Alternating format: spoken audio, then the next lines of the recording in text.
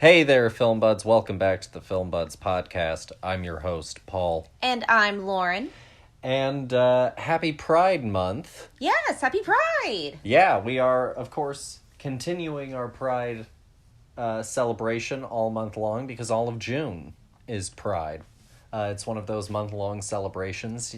But as we mentioned, of course, in our first episode, it is different than LGBT History Month. Which is in October. Yeah, correct. But all of June is Pride Month. It's a whole big celebration. Have you been enjoying Pride this month?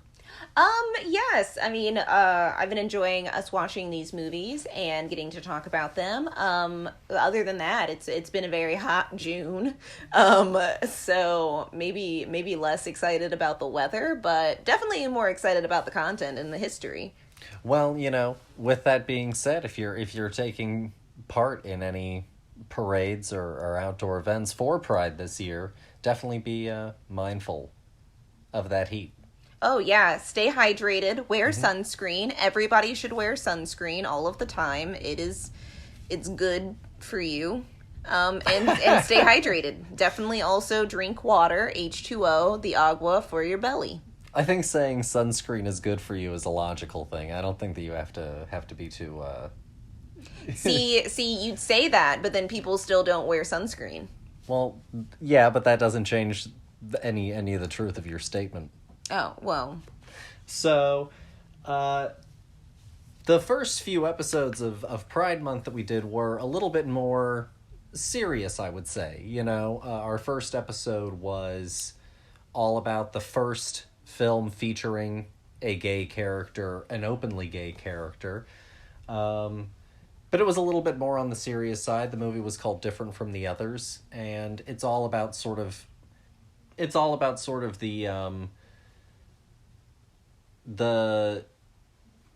struggle of being gay in that time and how you can get blackmailed, under the law. And so it was very, very serious and heady stuff. And then our next episode was, of course, about the HIV/AIDS epidemic and crisis in the 80s and 90s with The Normal Heart. Again, really not exactly like a fun time so far.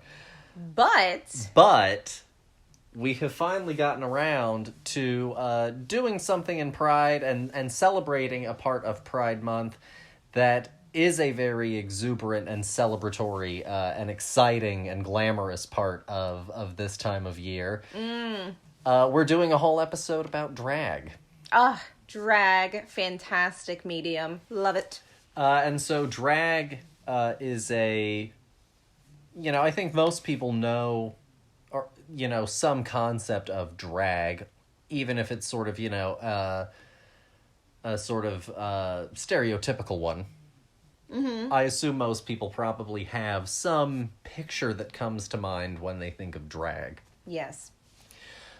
But drag actually is a whole interesting subculture here in America and internationally now at this point as well. I mean, drag is a worldwide thing now.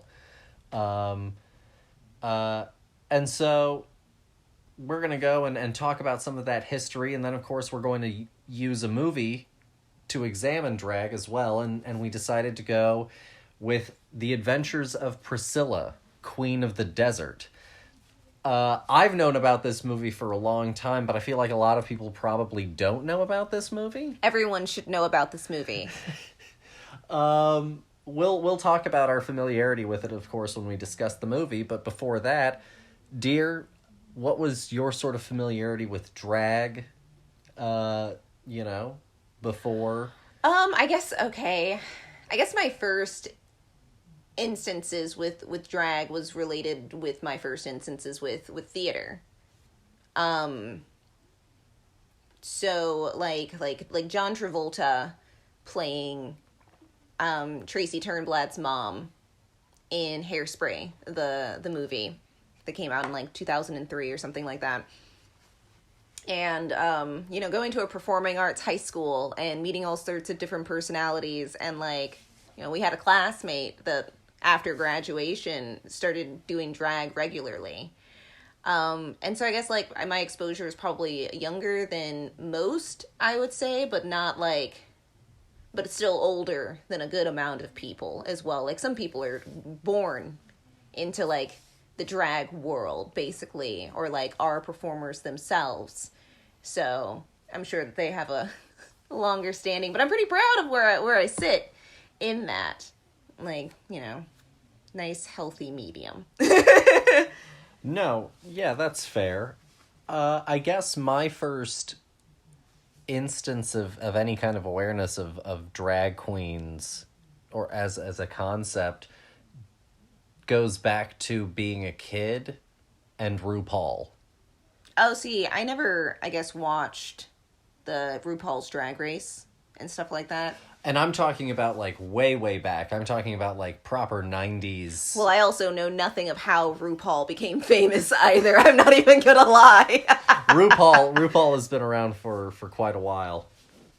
And so that was sort of more my experience, was Mom knew RuPaul and liked RuPaul. That makes sense. And so that was how I ended up... RuPaul, I think, used to have, like, a daytime talk show? Like Tyra?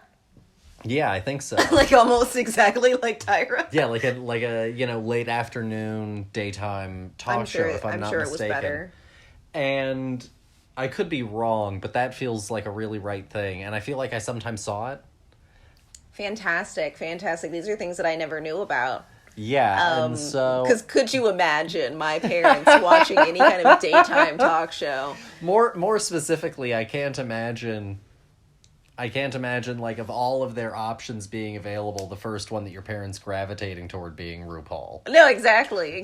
We watched the news.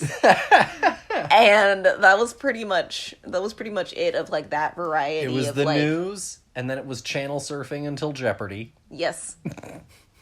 And then after it that, was dinner also, of course, somewhere in that time. And then after that, it was all of those crime shows like CSI and, you know, all of that, Law and Order, Bones.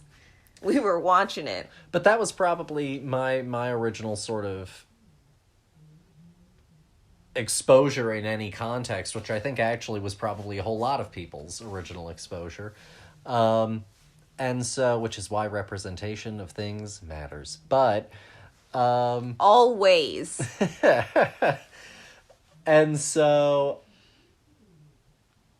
but, like, between RuPaul and then kind of like our high school years, there was, like, a whole big gap, you know, for me, of, like, another pop culture figure that was, like, a drag queen. And so, and, like, I still, of course, saw, like, movies and stuff that had drag queen characters and drag in them. I saw The Birdcage growing up, of course. Mm-hmm. But it wasn't then, like, until more recently that it really started, of course, to take back, you know, root into the main pop culture again. That you know, I and it's not like I haven't seen a drag show ever in person. I've been to events that have featured people in drag, but I've never actually been to just an out-and-out drag show. Well, I guess the closest thing that I've been to a drag show is my college put on a drag, like, I guess, show, for lack of a better words. It was like a competition. It was like a beauty contest, but for people in drag. Oh, that's a show for sure. Yeah. Okay, cool. So yeah, and I did my friend's makeup for it. And that was an interesting experience because I'd never really, like, done another person's makeup before. Well, I have, but, like, not like drag. Like, this is a very specific art form. But I did my best, and honestly, like, I think that he turned out beautiful. But I think that's probably, like, my only experience of, like, going to a drag show, and I was practically working the thing. So, but I was, like, trying to think back on, like, pop culture drag characters that, like, I grew up watching, basically. And it made me think about The Little Mermaid. Yeah. And based on Divine. And do you remember that the character from Powerpuff Girls that was like one of the villains, and the name was just him? Yeah. And like I was thinking about that character for a really long time, and was trying to figure, like, mentally, I guess, piece together whether or not that was considered like a drag persona or like a trans persona. That's a good question, and I don't have an answer for it. Neither do I at the moment. I'll look into it later. But that was like what I was thinking, and that was probably, I guess, like my earliest exposure to like a concept of somebody, you know, being outside of the norm. Yeah. Sort of, you know, some sort of, you know, gender flex in some sort of way thing. Exactly. But I totally dug it. It was like my favorite character. Honestly, I'm not even gonna lie. So I think that it is really important for exposure, as you said earlier. You know, representation is important because, you know, the earlier you can rip off a Band-Aid of like, this is different, why, and like understand it, the easier it is to process, like, when you get older, things also changing around you constantly. Yeah. So I guess we'll go ahead and jump into the meat, you know, and potatoes of the show. We're going to talk, of course, about the history of drag. Then we'll review Priscilla, Queen of the Desert. And then we have, of course, a little bit of news and discussion for y'all at the end of the show. But first, let's jump into the history of drag. Yes, let's. I'm excited. So we've been talking a bit about it, and I guess we should have probably put some sort of definition first for those who didn't know. I apologize for that, but we'll give you one now. So, if you couldn't already guess, obviously through context clues, drag is a performative display of gender that is typically but not exclusively for entertainment purposes. Yes. And this can include gendered clothing, makeup, wigs, prosthetics, anything and everything that you can sort of put on in some sort of way to change your appearance in some sort of, you know, very specific gender fashion. Yes. And so most people think immediately, of course, of men as drag queens and that sort of thing. But drag performance can also include women dressing as men, and it can also include sort of gender-neutral displays as well, right? Drag is all about just sort of putting on some sort of very specific display of gender in some sort of way. Yes. And so the history of drag and the history of sort of assuming gender as costume has its roots in theater. Mm-hmm. Theater, of course, was originally just someone telling a story around a campfire, which graduated into someone telling a very elaborate story, like a dramatic monologue, in front of an audience. Mm-hmm. Then eventually they added in things like a chorus, and then eventually those chorus parts became like a cast. And eventually you started to have, you know, proper theater sort of as we understand it, more so in a Western tradition. But in all examples of theater, you regularly had the theater being done entirely by men. And so all of the parts for women were also played by men. And it was usually, especially in a particular period in time, younger men who still had higher voices and were oftentimes sort of apprenticeships to master actors, would take on some of these younger roles, you know, with the understanding that as they got older, they would eventually, of course, become the main actor of that sort of company. Well, I mean, that's the whole joke in Shakespeare's A Midsummer Night's Dream, where we've got the farmers who are putting on this production for the king, and it's just a bunch of guys, and so of course the like young baby-faced one has to play the woman, and he has a whole kerfuffle about the fact that he doesn't want to do it, and like he should be allowed to play like a different part, but like he basically gets the short straw of the deal. But yeah, no, that's it also like floats throughout history still as well. And according to most people, the term drag starts in around 1870 in England. Oh, interesting. And it was in specific a reference to the dresses that were ultra long that men would drag across the stage. Oh, stop it. Nice and simple and clean as that. Oh my god. And drag became, a prominent part of slang. And eventually, even as women once especially women actually broke into theater, then drag performance really became even more specific. And so vaudeville ended up being a place that had a lot of early drag performance.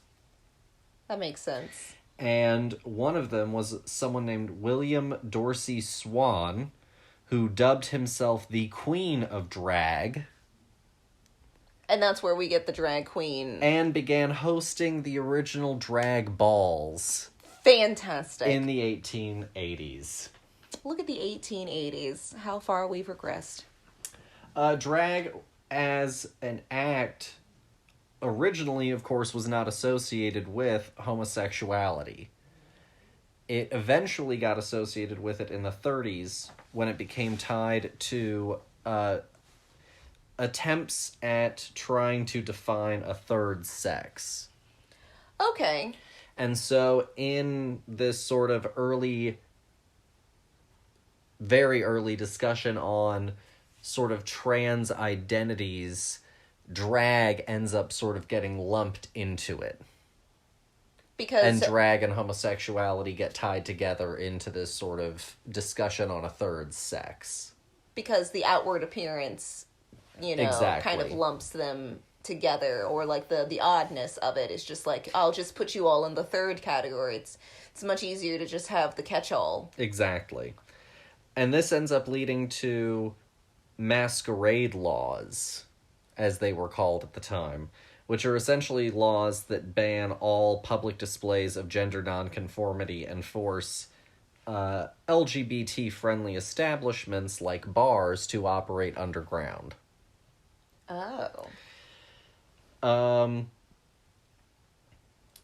And so then this actually brings us back around to some of our discussion in last week's episode. No, our first episode on the history of Pride Month, when we discussed the Stonewall Inn riots. Yes.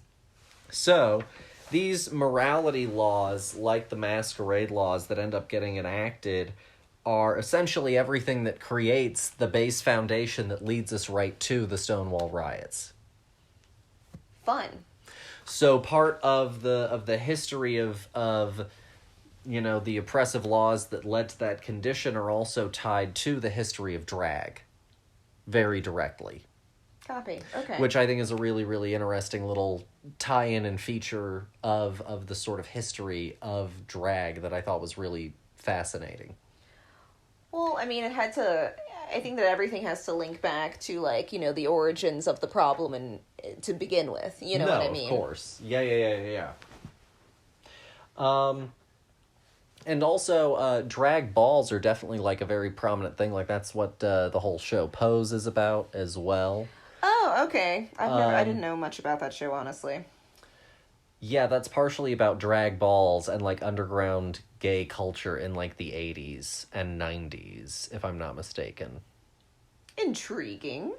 And so, again, by Ryan Murphy. Well, honestly, at this point, I think I'm just a fan. So, I'll watch it. So, then after the Stonewall Inn and riots, of course, drag queens and drag players in general, people doing cross-dressing and trans figures, really again start to take a lot of the forefront on LGBTQIA activism and awareness in pop culture at large. Really starts to grow from that movement. And then, of course, it really booms, like I said, of course, with people like RuPaul really taking on this massive international stardom. So RuPaul got famous in the 80s. 80s, 90s, yeah. I mean, that makes sense. Knowing what the 80s is, that makes sense. And so, like, RuPaul even had, like, a single. No! Yeah. I'm intrigued. I wanna look it up now. I'm really glad that I could bring this information around to you. I mean, honestly, you could have said anything about RuPaul and I'd have been like, oh, really? Because I don't know anything about RuPaul's career other than the drag race. Well, this is where RuPaul sort of got all of the clout and ability to go and make that show and be seen as, like, a definitive voice. Kind of like Tyra in Top Model. This is where RuPaul got the clout to be, you know, that figure. No, I totally get that. Mm-hmm. And it's like, oh gosh, the other one from the Top Model show, the Janice or whatever, Mm-hmm. The one that had a lot of plastic surgery. Yeah. Yeah, it's these careers that they've had, but I didn't realize, I guess it was so on the air, Mm-hmm. so to speak. You know, it could have been anywhere. You could have been modeling other than, like, being in photos is, like, pretty much an exclusive experience. No, that's fair. RuPaul is a phenomenal dresser, both in dresses and in suits. Oh, yeah, that's correct. And so I guess with sort of that little history of drag established, we should go and discuss the adventures of Priscilla, Queen of the Desert. Queen of the Desert, indeed. To begin, it is directed and written by Stefan Elliott. Stefan was born August 27th, 1964 in Sydney, Australia. He worked in the Australian film industry in various roles and worked his way up to feature films. And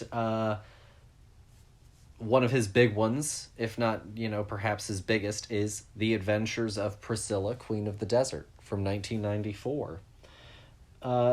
Elliot came out as gay in 2012, but he had a civil partnership since 2008. Awesome. So that's a little bit of backstory. The film is rated R. It's an hour 44 minutes long. It stars Hugo Weaving, Guy Pearce, and Terrence Stamp, and Bill Hunter. Oh my gosh, I didn't know that was Guy Pearce. Yeah. I'm not even gonna lie. And the premise is two drag performers and a trans woman travel across the desert to perform their unique style of cabaret. Cabaret? Mm-hmm. I'm amazed. So that's the plot and a little bit of the background, and as always, the people have heard enough of me yammering, so dear, why don't you take it away? Were you familiar, I guess, first of all, also with, before you get into your opinion, were you familiar at all with this movie before we started talking about it? Absolutely not. I had I had never heard of this movie before. I had heard, I guess, of the name has, like, it rings a bell somewhere down the line, and I think that it's because of the musical that it became. It became a musical. But it was again another thing that, like, I heard the name, but I didn't have any idea what the show could possibly be about. You had nothing to plug it to. Exactly. So this was an entirely fantastic ride. I really first off, journey movies in the sense of people going on a trip. Yeah, you are largely doing the movie in the context of this adventure. The liminal space, as people like to say online sometimes. Yes. The space in between spaces. You're going from A to B. But the movie is the line between them. Yeah. And that concept can be pretty hit or miss. You know, if you really got it, you've got it. If you don't, you fall flat, and, like, the whole movie is fine, but, you know, it really doesn't hit that hit that mark that you're looking for. And I think that this movie does a phenomenal job of finding very realistic but also kind of fantastical things to do on this journey of this giant bus going across the deserts of Australia.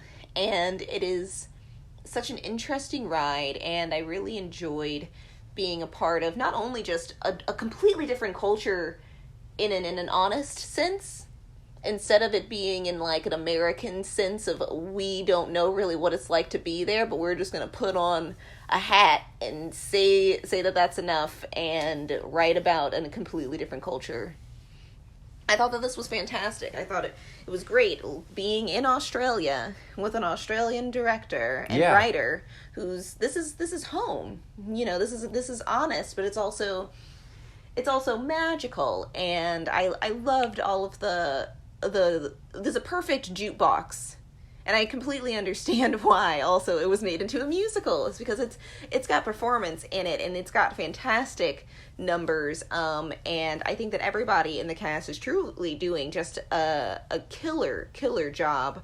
You know, just our mains are just killing it the entire time. That I'm completely immersed in the story, even though I know who these people are. I didn't even know that was Guy Pearce.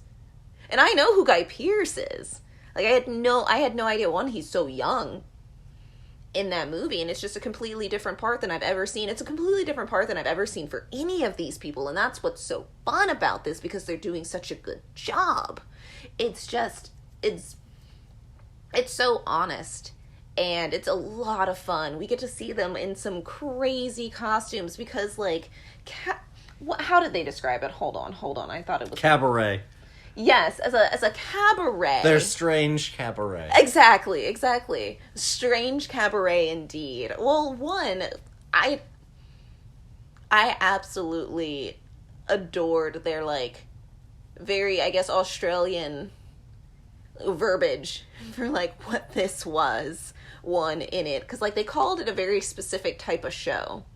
Yeah. And it wasn't necessarily drag, but it also, like, well, it didn't stick with me because it wasn't something that I understood. But it was just phenomenal that they were, like, everybody knew exactly what this was. The point where they were in the desert with the Aborigines. Mm-hmm. Is that the right word? Yeah. Okay. It's phenomenal. They got the didgeridoo going, and they're doing ABBA's Dancing Queen in the middle of the desert. It's phenomenal. They've got I love all the props. I love the costumes. This movie is an absolute blast. No, absolutely. And, like, going back to, I want to real quickly, before I dive too deep into the movie itself, so often with movies with places like Australia, Africa, several other places, it's you maybe see the characters in the airport or in a car in traffic, but you're just inside the car. And then you get, like, some B-roll of the big landmarks. And then you go and you immediately are now with the characters in the most exotic reaches of these lands. And now you're throwing them into, you know, the wild desert of Australia, and, you know, or in the case of Africa, you know, the deserts of Africa and the plains of Africa. And you really strip out this context and this understanding of the fact that entire civilizations that are entirely modern live and function there, that are literally no different than most of the towns and cities that you see when you travel anywhere in the world that has towns and cities. Exactly. And it's so refreshing to see Australia through an Australian's eyes. Like, I was like, oh, people live here. It just looked like a 90s town. It looked like they were about to shoot Halloween there next week, you know? Unlike them driving through the desert, I was like, yeah, that's just like Arizona. Yeah, it's just like driving through any kind of shit part of dry, arid land. Yeah, exactly. I was like, oh, I completely understand. Oh, a Dust Bowl mining town. But the thing is like, you don't make these connections until you get to see them, because otherwise you're just going by what people tell you or what the mass media and then shows everything you. is foreign and weird. Exactly. No, it was absolutely phenomenal. Then everything is alien and people live so differently than me. No, they don't. No, they really don't. They just have accents. That's it. Or a different language. That's it. Or different access to different proteins. But yeah, that's... exactly. People just live. Yes. And no, it was just like, it really like reached out and was like, this is Australia for me, without it being like me watching Animal Planet and just seeing like animals run around. Yeah, you or know? some other sort of, very documentarian, sort of forward storytelling, where it's very interesting and it shows me the real Australia, but, it's not some sort of native person's portrayal and stamp of how they are perceiving the place that is their home. Yeah, no, honestly, yeah, fantastic. Them going through the desert with like the big like costumes on and the wind catching them, and they would be like 20 feet down the road, and it was just it was such a good visual, and I was like, yes, of course, the huge shoe prop that they put up there while driving. Incredibly cinematic stuff. That was there truly for the purpose of being cinematic. Yes. If most people would, if you were to really, go, is it necessary, would probably say no. But it's such this glorious, celebratory, big, great moment that also is so specifically only able to be done so spectacularly in such a cinematic fashion. Exactly. It really is highlighting its existence as a film as well. It can live in these fantastical moments, but also the fact that because this movie came out in 1994, that is a real thing that's happening right there. And no one digitized that flowing cape behind that thing. Glorious. Every always single eye-catching. Time. And always. I think that the balance in this movie is perfect. I think that there's a perfect amount of like serious topics that we talk about, but mixed in with a bunch of just whimsy and fun, and just it is sprinkled across is like all of their performance, because it's literally in their blood. And that's, I think, as a performer, I love this movie. I think that it has like a perfect flow. Well, and I think I also wanted to go back and touch on the point that you were making about a road trip movie. Yes. At the core of the road trip movie, everyone has to be, like in any good storytelling, engaging with the theme in some kind of way. Mm-hmm. And you look at something like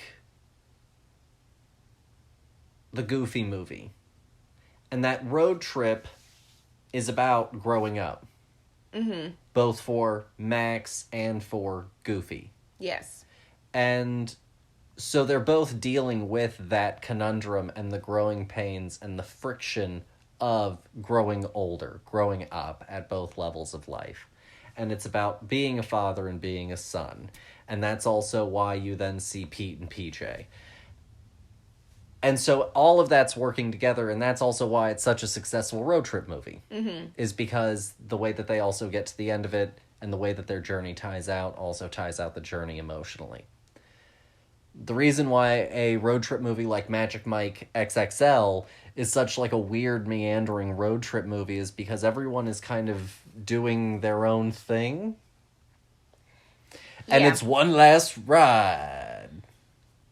But that's kind of it. Yeah. And it doesn't really have a good, solid emotional payoff that feels like it cinches out the story for everyone. Well, yeah, but also it has its downfalls also of it being a road trip sequel movie. Like the first one was not a road trip movie. So now taking these characters on a road trip, like, what are we doing here? Then what happens with the Adventures of Priscilla, Queen of the Desert, is it's about acceptance, it's about community. It's about the love of performing. It's about family. Yeah, it's about becoming a father. And all of these things are being touched on by all of our characters. Bernadette is lonely and looking for a partner and looking for life again because Bernadette has recently lost her partner.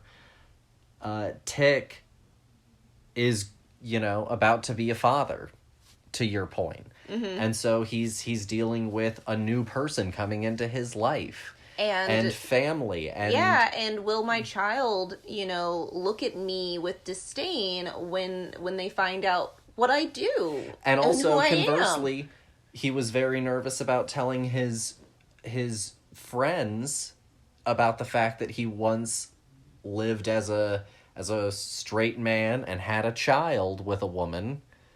Because he also didn't want them to necessarily see him differently for that either. Yeah, it's a whole thing about, identity and self-acceptance, to live your true self. And on a certain level, Guy Pearce's character Adam Felicia is also sort of the surrogate child of the group, with Bernadette and Tick acting a little bit as mom and dad. With Adam often being a pot stirrer, being the wild child. Being a bit of a brat. Yeah, being the one that gets into trouble. Being the one that causes trouble. And so I think that you really get this entire family dynamic, and the whole thing ties out also, of course, with Robert joining into the group. And his wife leaving him. And so the entire... Spoilers, sorry about that. But, it happens very quickly in Robert's story. And so... And they're over here who the hell is Robert? The whole story really ties out nicely. And is centered around all of the themes that all of our characters are interacting with throughout it. And that's why it also works as a road trip movie, is because the journey is thematically relevant to the events of the literal journey. Yeah, for sure. Gosh. I think that this movie is just really a slam dunk, honestly. I think that it is just a blast to watch. I think that I could watch this movie alone. I could watch this movie with a group of people and have a great time doing it. Yeah. I think that again, it touches on a lot of interesting topics that are, sometimes hard to talk about. But I think that this movie also gives a voice to those topics as well in the context of such a fun movie. No, absolutely. And Guy Pearce was hot. Yeah. Guy Pearce was rocking it. No, honestly, I was like, I didn't know it was Guy Pearce. I'm so floored right now because I think I'm so used to hearing his voice with his American accent. Or his British accent, that hearing him truly just being Australian full on. Yes, and the fact that, he's a brunette in this movie for, most of the movie, it's just, who are you?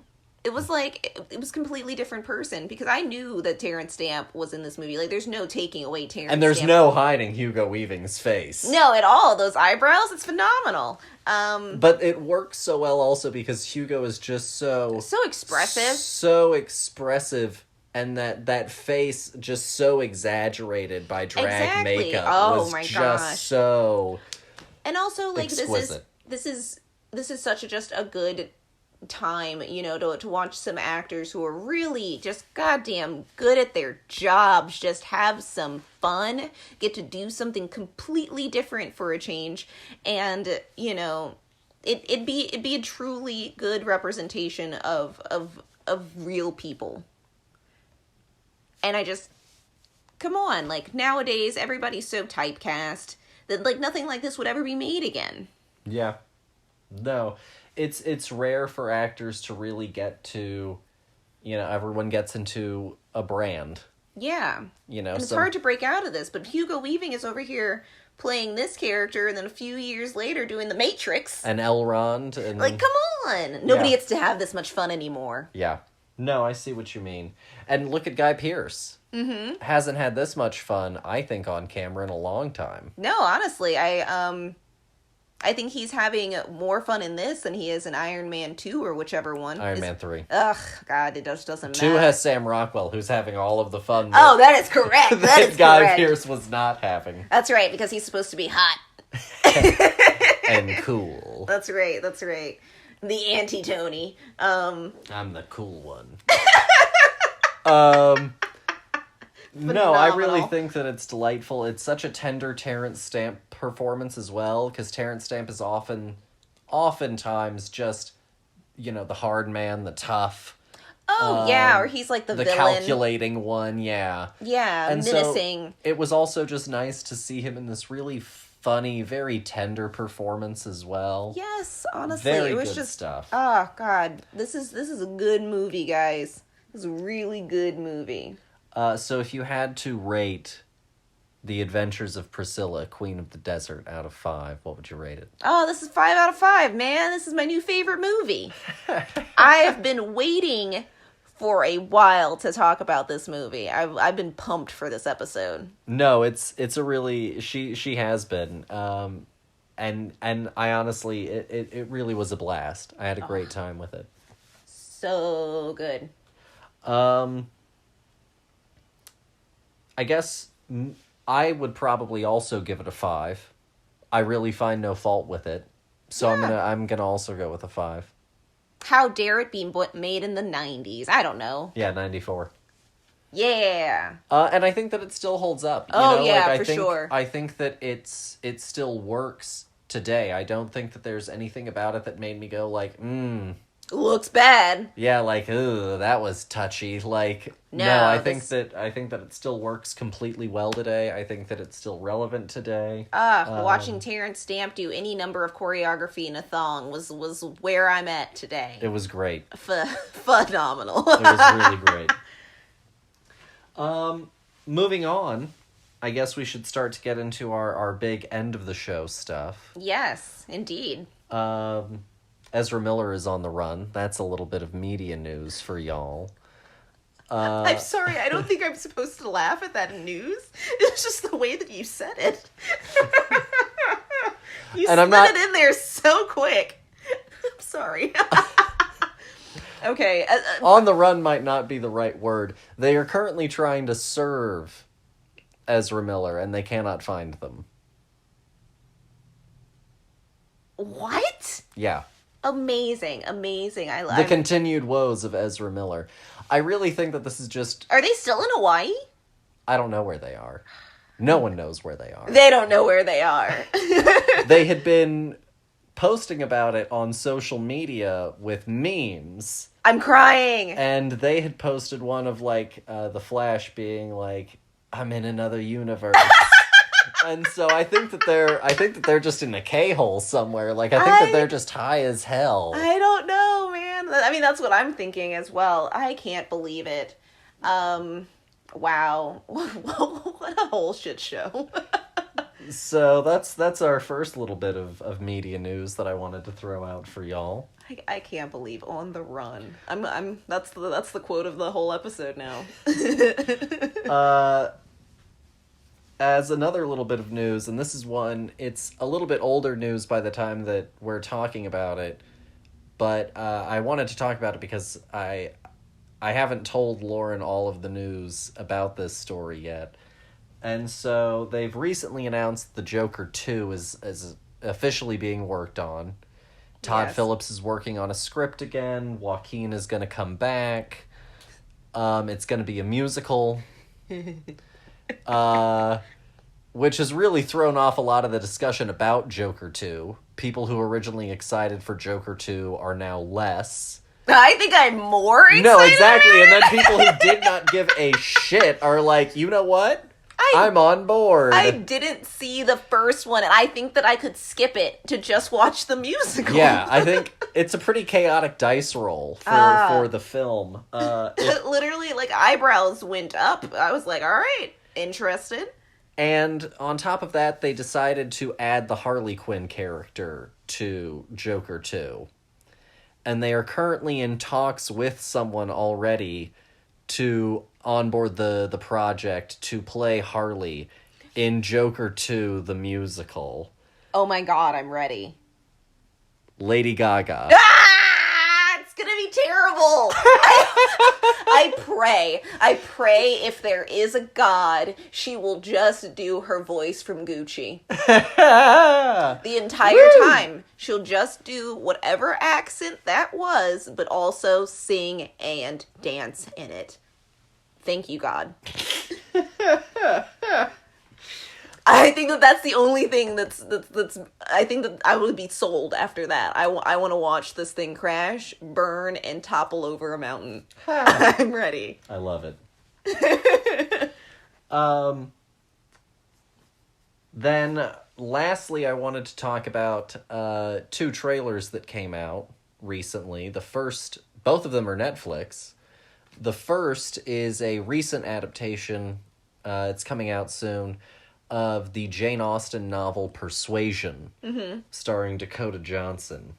Dear, what did you think of the Persuasion trailer? It reminds me of what I think that Marie Antoinette movie is supposed to be like. You know what I mean? Like, it's a joke. It's making fun of the thing. Right? Woo! Like, I mean, I don't know anything about the book, but just watching that made me go, I don't think I want to read that book. Like, I don't think I want to watch that movie. No. Like at all. It felt almost like a Nicholas Sparks story. Yeah, exactly. Like, I'm really... And I know that that's not what it is. No, it felt like it was, like, winking at me too many times. And I was like, please stop it. And it was always from Dakota. Yeah. She feels too aware. Oh, yeah, no. She's telling me that she got paid to do this. And you don't have to tell me, Dakota. I have eyes. Like, it looks really bad. And also, I guess I'm gonna talk on this for just a second.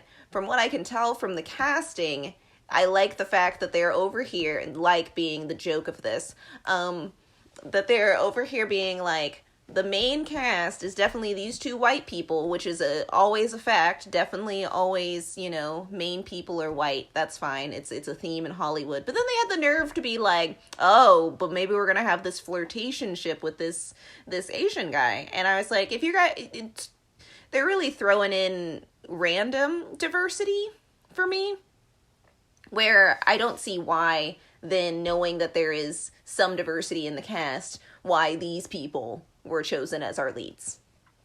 No, I get that. Like, there is someone better. No, I totally understand. And I think that would might, like, lean more into it being, like, this isn't obviously supposed to be a real, copy and paste of history. Like, this is a dramatic version of history. Like Hamilton. Like, obviously, Thomas Jefferson doesn't have an afro. But that's not the point. No, yeah. But now this is just being like, we're doing exactly what you expect with a twist. No, I mean, I really can't disagree with you at all. I think that it should totally be doing more like Brandy's Cinderella, where it was like diversity out the ass. It was great. The only white person that you see for a good little bit is, it's not Victor Garber. It's the... It doesn't matter. Oh, well, the king and one of the stepsisters. Oh, I guess in Bernadette, but Bernadette's fantastic. But still, that's more inclusive. No, for sure. The other trailer that just came out just like a few hours ago from us recording this was Blonde. What did you think of the Blonde? Blonde is the new film based on the Joyce Carol Oates novel. And it's about Marilyn Monroe. Dear, what did you think of the Blonde trailer? Okay. What did I think about the Blonde trailer? It's a teaser trailer, so you really only get about like a minute of footage. Yeah, And of actual footage is generous because you have title cards in that bitch as well, so it's yeah, really probably 45 seconds. It's really vague. It's really vague looking so far. I think that, like, I'm interested in it, but kind of only for the casting choice. I want to see how much work she put into masking her very prominent accent. I want to hear it. I'm curious. I liked the Blonde trailer a lot more than the Persuasion trailer, even though it was so vague, if only because... Well, yeah, I mean, if we're comparing it to that one, then yes, of course. Slam dunk the funk. I am, of course, very interested. I love the black and white. And, I don't know, there was this wonderful... strange, sort of creepy... It was Victor Garber. It was Victor Garber. I second-guessed myself. I had to look it up, guys. Just FYI. This wonderful, strange, sort of creepy air to that transition to that huge, big smile at the end. And, like, she looks so great at the part. But, like, I was just so entranced with that moment. Like, it was a really captivating little moment that I was like... You know... That's exciting. Remember when teaser trailers used to just be that moment? Yeah. You know, like, that was all you got. You got, like, that, you know, maybe the line right before it when he's like, you know, she'll be here. And then it's the look up and Marilyn is there. You know?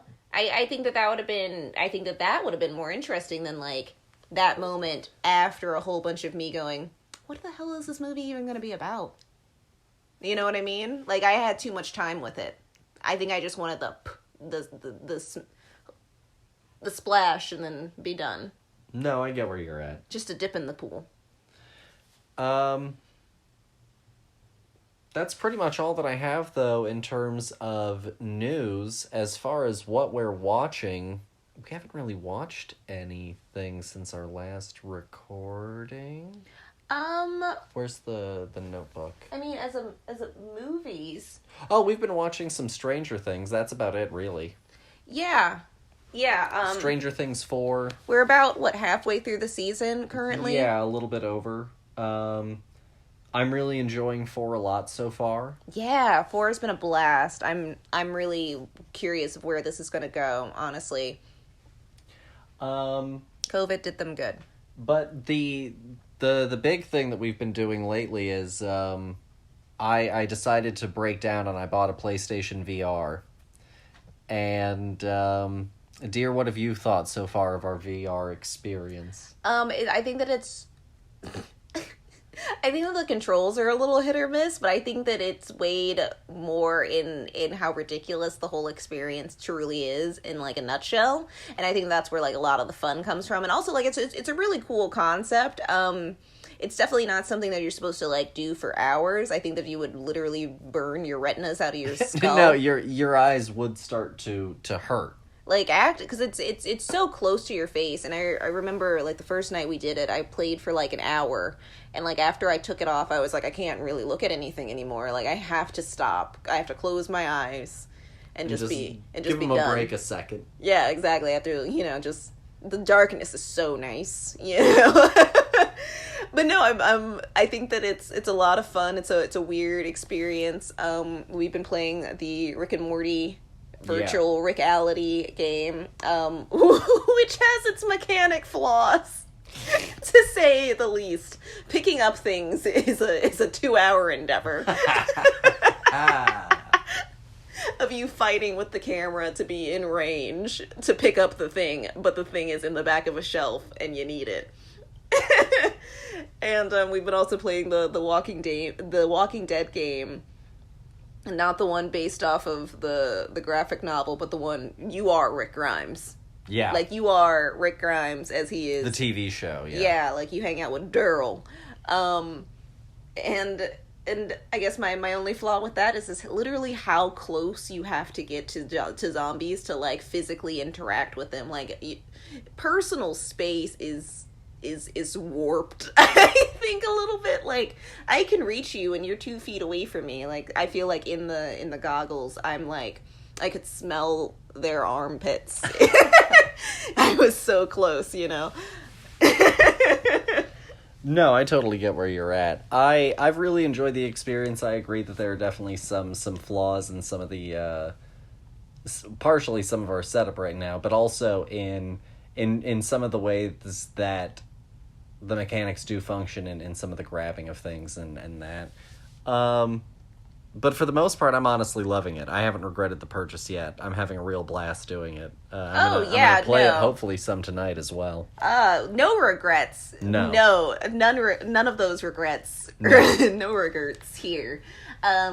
It is a lot of fun, and it's been a new toy, and we have so many other games that we haven't even tried playing yet.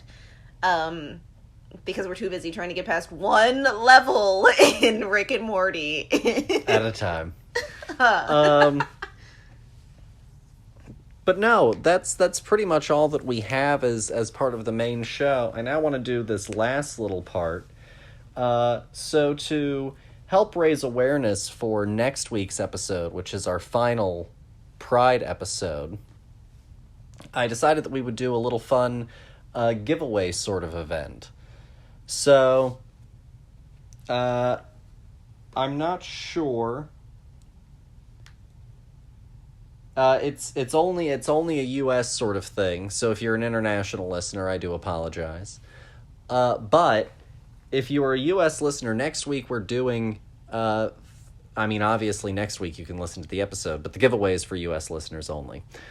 Next week, we're doing Freaky with Madeline. She's going to come on. We're going to do a whole big horror Pride episode next week. This is a surprise. I didn't know that Mad was going to be on the next week's episode. Yeah. Yay! And to hype that up, I decided that we should do a giveaway of some digital codes for some horror content. So, I've got 3 digital codes. One is for Malignant. One is for The Evil Dead and Evil Dead 2. And one is for Ash vs. Evil Dead, the complete series. So, if you want a chance at winning one of these 3 codes, what you have to go and do is you have to share an episode of the Film Buds that is your favorite, tag us in it, and if you make it an horror episode, all the better. And next week, we're going to announce the winners. We're going to pick at random. And so go out there, share your favorite episodes of the Film Buds, tag us in it, and you'll get entered into, and follow us, of course, and you'll get entered into a chance to potentially win one of these 3 codes. We've got one that has a movie, one that has 2 movies, and one that has a whole TV show here on the line. So, it's definitely pretty solid stuff. And if you like Malignant, and I know that there are plenty of fans of the show, of the movie, that listen to the show out there, now's a chance to go and get it without having to pay a dime. There you go. It can't get any better than that. Go out there, share, and come back next week and find out if you're one of the lucky winners. Ooh. Maybe we'll each announce one. We've got 3 codes, and so we could divvy it up. Fantastic. Yeah. I pick us keeping them. I'm kidding. But that's pretty much all that I have for you guys. Dear, do you have anything else that you would like to say to the listeners? Go out there and watch something new. I had a blast watching something new with Priscilla, Queen of the Desert. It was an adventure for sure. So go out there and watch something unexpected, out of the ordinary. You might like it. Try and find something that engages with a culture that you don't know, that is preferably by that culture or that perspective, so that way you can not just get it presented as fact, but get a sort of opinion on it. Yeah. Because that can be so informative of how we understand and engage with each other. Yeah, and also then it widens the medium as well, because then we're not just focusing on the US's version of everything. We're focusing on everybody's version of everything. Yeah. Learn the classics.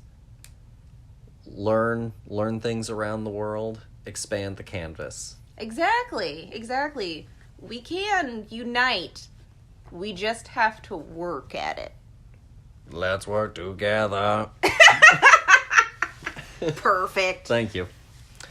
Thanks as always, you guys, for listening. Again, please come back next week. We always love having you guys. We love talking with y'all. Go out, do something fun for Pride, and we'll see y'all next week. Bye.